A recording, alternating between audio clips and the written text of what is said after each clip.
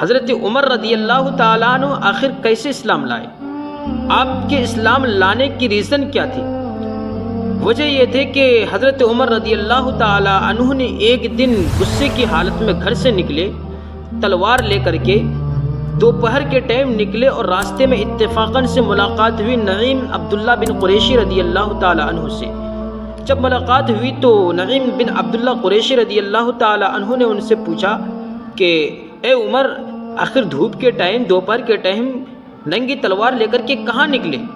جبکہ ان کو معلوم نہیں تھا کہ یہ اسلام لے آ چکے ہیں نعیم بن عبداللہ قریشی۔ تو حضرت عمر رضی اللہ تعالیٰ عنہ کہنے لگے کہ میں آج جا رہا ہوں پیغمبر اسلام کا خاتمہ کرنے کے لیے۔ اتنا کہنا تھا، نعیم بن عبداللہ قریشی کہنے لگی ذرا اپنا گھر کا بھی تو جائزہ لو، آپ کی بہن فاطمہ بنت خطاب رضی اللہ تعالی عنہا نے بھی اسلام قبول کر چکی ہے، آپ کے بہن بھی سعید بن زید رضی اللہ تعالی عنہ بھی اسلام قبول کر چکے ہیں۔ جب اپنے بہن کی گھر پہنچے حضرت عمر رضی اللہ تعالی عنہ تو دروازے کی کنڈی کھٹکھٹائے، تو چند لوگ پہلے سے ہی اس گھر میں قرآن شریف کی تلاوتیں کر رہے تھے۔ جب دروازے کی کنڈی کھٹکھٹائے، آواز لگائے، تو سب لوگ ڈر گئے اور قرآن شریف بند کر دیے، سب لوگ ادھر ادھر کونے میں چھپ گئے۔ آپ کی بہن نے دروازہ کھولی، دروازہ کھولنے کے بعد جو ہی سامنے آئی تو کہنے لگے کہ اے فاطمہ، کیا تو نے اسلام قبول کر لی ہے؟ اتنا کہنا تھا، آپ نے سر ہلایا کہ ہاں میں نے اسلام قبول کر لی ہے۔ فوراً اپنے بہنوی کو پکڑے اور زمین پر دے مارے۔ زمین پر گرانے کے بعد اپنے بہنوی کے اوپر حضرت عمر رضی اللہ تعالیٰ عنہ چڑھ گئے۔ حضرت عمر رضی اللہ تعالیٰ عنہ اپنے بہنوی سعید بن زید کو مارنے لگے۔ آپ کی بہن اپنے شوہر کو چھڑانے کے لیے آئی تو آپ نے اپنی بہن کو ایک تھپڑ مارا زور سے، جھومر ٹوٹ کر کے گر گئی۔ چنانچہ ٹوٹنے کے بعد حضرت عمر رضی اللہ تعالیٰ عنہ کی بہن کہنے لگی کہ اے عمر، چاہے جتنا بھی جو چاہو تم کر لو، لیکن میں اسلام سے پھر نہیں سکتا، میں اسلام قبول کر چکی ہوں، اب میرے دل سے اسلام نہیں نکل سکتا۔ اتنا کہنا تھا کہ حضرت عمر رضی اللہ تعالیٰ عنہ تھوڑی دیر کے لیے رک گئے، آپ کا دل ٹھنڈا پڑ گیا۔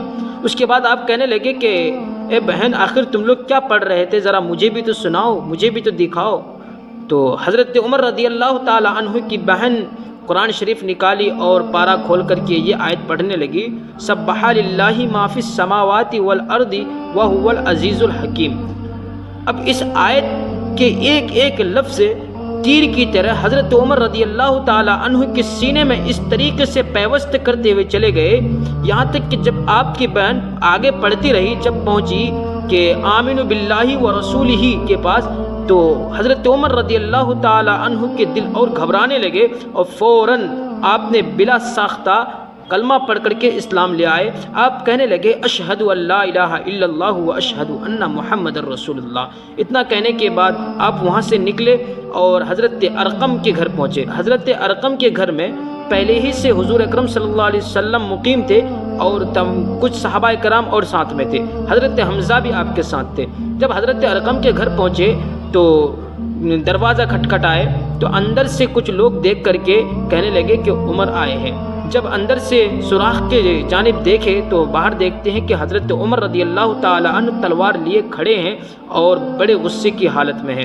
تو حضرت حمزہ رضی اللہ تعالی عنہ کہنے لگے کہ آنے دو، اگر یہ صحیح نیت سے آئے ہیں تو ان کا خیر مقدم کیا جائے گا، اگر یہ غلط نیت سے آئے ہیں تو ان کی تلوار سے انہی کو ہی قتل کر دیا جائے گا۔ اتنا کہہ کر کے جب دروازہ کھولا گیا تو نبی کریم صلی اللہ علیہ وسلم آگے بڑھ کر کے حضرت عمر رضی اللہ تعالی عنہ کے کندھے پر ہاتھ رکھ کے کہنے لگے کہ اے عمر، اے عمر، آخر تم کیوں اتنے پریشان ہو رہے ہو؟ کیوں اتنا لڑنا چاہتے ہو؟ آؤ تم بھی اسلام قبول کر لو۔ اتنا کہنا تھا، حضرت عمر رضی اللہ تعالیٰ عنہ اپنی زبان سے کہنے لگے کہ اشہد ان لا الہ الا اللہ و اشہد ان محمد رسول اللہ۔ یہ پڑھ کر کے جب اسلام لے آئے، نبی کریم صلی اللہ علیہ وسلم خوشی سے نعرہ تکبیر کے صدا بلند کرنے لگے، تمام صحابہ کرام بھی نعرہ لگانے لگے۔ پھر حضرت عمر رضی اللہ تعالیٰ عنہ کہنے لگے کہ اے نبی کریم صلی اللہ علیہ وسلم، آخر چھپ چھپ کر کے عبادت کرنے کا کیا مطلب ہے؟ چلیے میرے ساتھ، ہم خانہ کعبہ میں علی اعلان عبادت کریں گے اور تمام لوگوں کو بتائیں گے کہ اب ہم اسلام لے آ چکے ہیں۔ حضرت عمر رضی اللہ تعالی عنہ اور دیگر صحابہ کرام دو گروپ میں بٹ گئے۔